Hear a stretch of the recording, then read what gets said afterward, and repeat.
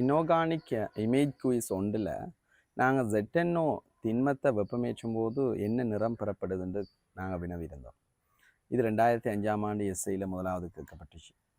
ZNO திண்மம் வலிமையாக ஒரு தாண்டலற்ற மூலகத்தினுடைய oxide என்றபடியால் அது திண்மத்தில் வெள்ளை நிறமாக காணப்படும்.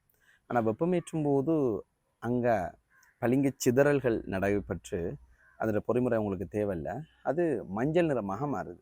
ஸோ அந்த படத்தில் அந்த கீழே தகனிக்கப்படும் போது மேலே மஞ்சள் நிறமாக மாறுவது அங்கே அவதானிக்கப்பட்டிருக்கு. ஆனால் சில மாணவர்கள் அதை ஆன்சர் கேட்கும்போது வெள்ளைன்னு சொல்லி போட்டிருக்கீங்க.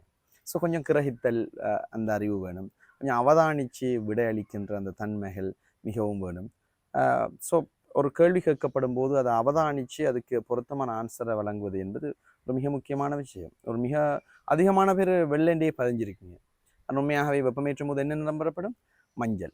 இப்படி ZNO மாத்திரமல்ல, பல சேர்வைகள் வெப்பமேற்றும் போது நிறமாற்றத்தை கொடுக்கும். அதில் ஒன்று தான் ZNO. வேறு சில சேர்வைகளும் இருக்கு. சில வெப்பமேற்றும் போது வெப்ப பிரிகை அடைஞ்சு நிறமாற்றத்தை கொடுக்கும்.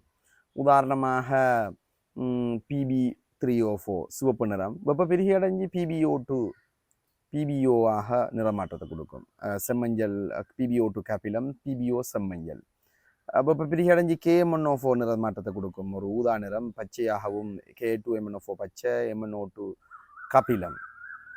இப்படி நிறமாற்றத்தை கொடுக்கலாம். வெப்ப பிரிகையின் போது நிறமாற்றம் கொடுக்கிறது வேற, வெறும் வெப்பமேற்றுதலால் அந்த சேர்வை அதே நிலையிலிருந்து கொண்டு நிறமாற்றம் பெறப்படுறதுன்றது வேற. இங்கே கேட்கப்பட்டது நான் சொன்ன அந்த இதே நிபந்தனைகள் தான்.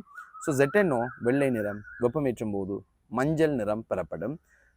இது சம்பந்தமான விடயங்களை நீங்கள் டி தொகுப்பில் படிப்பீங்க.